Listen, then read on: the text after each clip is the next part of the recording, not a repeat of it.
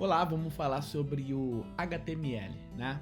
Vamos apresentar aqui algumas desses itens, as tags principais, essenciais, o heading, o paragraph, break row, entre outras.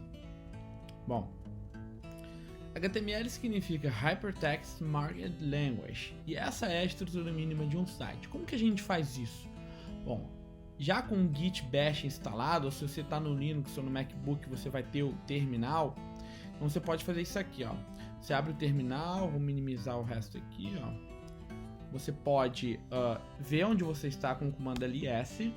E aí você vai verificar, olha, por exemplo, eu quero ir para esse desktop aqui. Então cd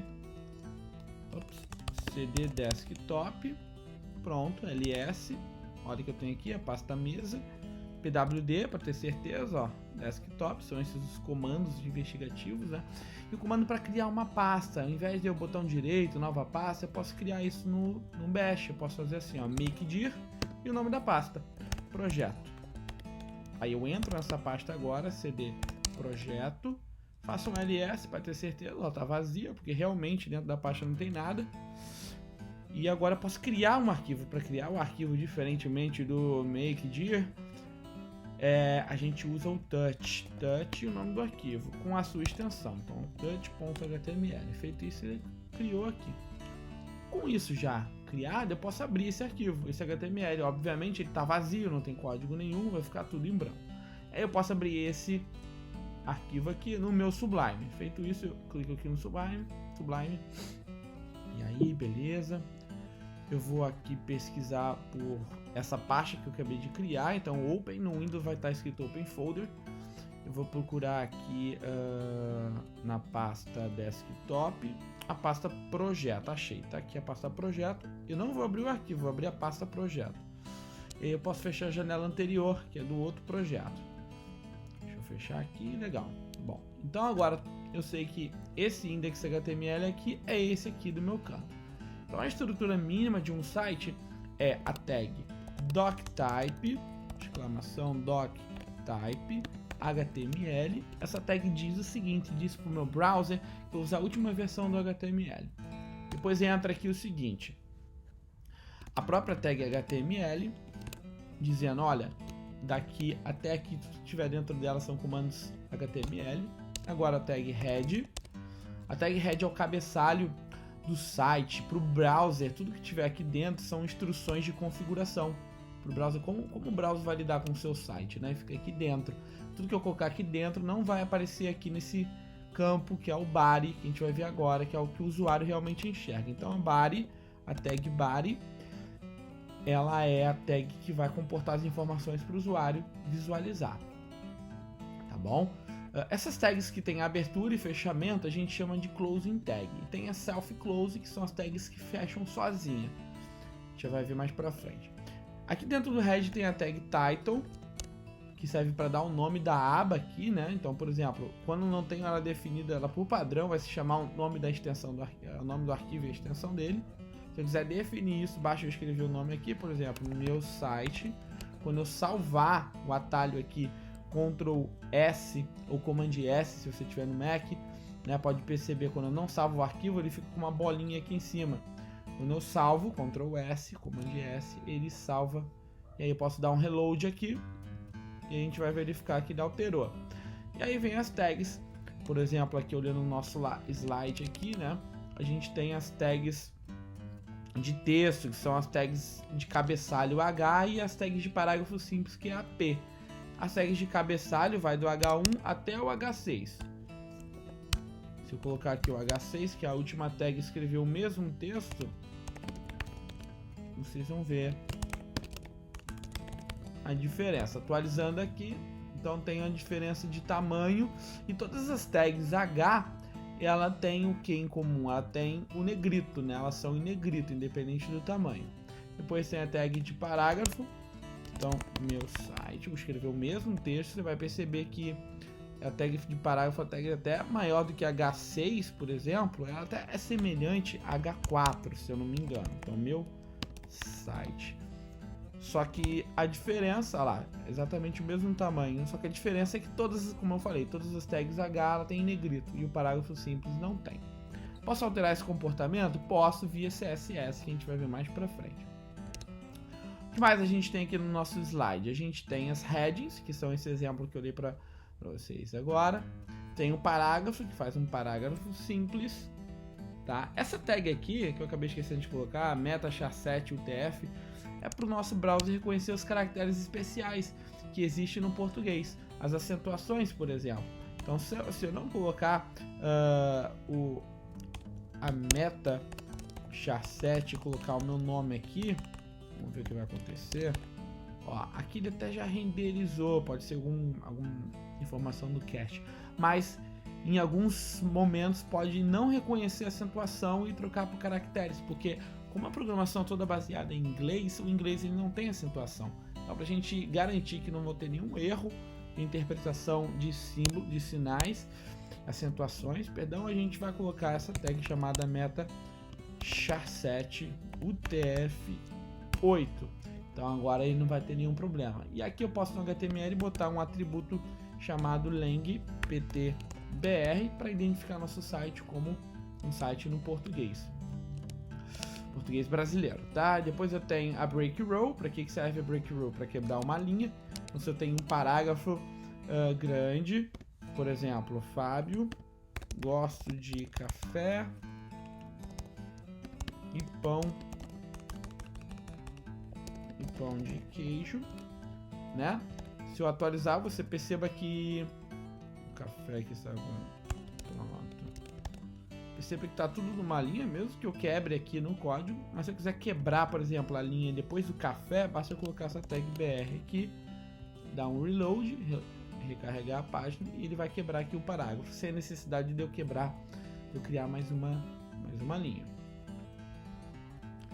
A lista, né? Elas têm as listas ordenadas e não ordenadas. Então, bem simples também. Basta você criar aqui, por exemplo, a UL. Dentro da UL eu posso criar 3 LIs. Lembra do atalho do Emmet? Eu posso fazer LI vezes 3, apertar o Tab. E eu posso escrever aqui Brasil, Argentina, Chile. Quando eu salvar lá, recarregar aqui o meu site, eu já vou ter uma lista ordenada aqui. Se eu quiser também colocar ela numerada, é só trocar UL por OL, que vai ser a lista ordenada. E aí ele vai começar a numerar o que existia ali. É interessante, né? Vamos ver aqui mais pra frente. Imagem. A gente pode carregar uma imagem de uma pasta ou uma imagem da internet. E aí a imagem ela funciona assim, IMG. E aí ela tem esse verdinho aqui que a gente chama de atributo. Perceba que o atributo ele tem um padrão, né? Todo atributo tem um igual e aspas duplas. O atributo Alt é para acessibilidade, para se tiver algum sistema de leitura de tela, tudo mais, ele consiga saber o que é. Então eu posso botar aqui a foto de uma maçã. E aí aqui eu posso colocar o caminho dessa foto, né? E aí eu posso botar o caminho que está no meu arquivo ou um caminho da internet. Por exemplo, maçã. Posso vir aqui, imagens, posso pegar aqui, botão direito, copiar endereço da imagem. E aí eu coloco aqui esse endereço da imagem e carrego aqui. E a minha maçã vai aparecer no meu site. Ah, eu posso controlar o tamanho dela? Posso. A boa prática é fazer via CSS, mas tem um atributo de imagem que se chama width, que eu controlo o comprimento, né? Ó, e o height, que eu controlo a altura. Perceba? Como eu não quero distorcer a foto, eu vou deixar só o comprimento. Pronto, muito bem. E o Alt, que ele vai ler essa informação para uma pessoa com necessidades especiais, por exemplo, uma pessoa que não consiga enxergar, né? Tem um problema de visão. E também se tiver algum erro no meu URL, vamos supor que sem querer eu omiti aqui uma letra, então logo não vai carregar a foto corretamente, aí ele vai no mínimo ler um texto, vai substituir pelo texto que está no atributo Alt. Legal? Bom, vamos ver aqui no nosso slide. A âncora que serve para a gente colocar links. Então você coloca aqui no meio, ela ela permite que você faça nested tags, que a gente chama, né? Ela permite que você coloque uma tag dentro de uma outra tag. Então tem a tag P abrindo e fechando aqui do outro lado. E aí eu tô abraçando com a tag de âncora essa URL aqui. Essa URL aqui. No texto clique aqui. Então o texto clique aqui vira o link. Se eu clicar, ele vai lá para o outro site. Certo? E as tables? A table que é um pouquinho mais complicada, mas a gente vai mostrar aqui na prática. É o seguinte. Você pode vir aqui, por exemplo, ó, deixa eu abrir o site. Deixa eu tirar esse conteúdo todo aqui, salvar, lá vai ficar tudo vazio. Então eu crio uma tag table, tá? Dentro dela eu coloco uma linha. As tables, elas são basicamente representadas por linhas e colunas, né? Posso criar uma table row, significa TR significa table row, do inglês é linha. E aí eu posso dizer dentro dessa linha quantas colunas elas vão ter, que é representado pela TD, que é table data. Eu posso colocar aqui, por exemplo, nome. Posso copiar essa linha aqui, colocar lá embaixo. Vou escrever, né, o nome, idade. Quando eu salvar, perceba, ele já separou, mas parece comportamento de uma table, né? É porque não tem a borda. Eu posso escrever esse atributo aqui, ó, dentro da tag table border, escrever aqui de 1 pixel. Ele vai criar essa bordinha já padrão. A boa recomendação é fazer via CSS também, a gente vai aprender como fazer isso. E eu posso criar outras linhas, né? Então eu criei a primeira linha e agora aqui embaixo eu crio a linha com o nome. Nome Fábio, idade 30. Quando eu salvar, olha que legal. Assim eu vou criando, né, a minha tabela. Se eu quiser criar mais uma linha ali na primeira, mais uma coluna na primeira linha, é só colocar mais um TD. Escrever, por exemplo, CPF. E aqui embaixo eu coloco, então, essa outra linha.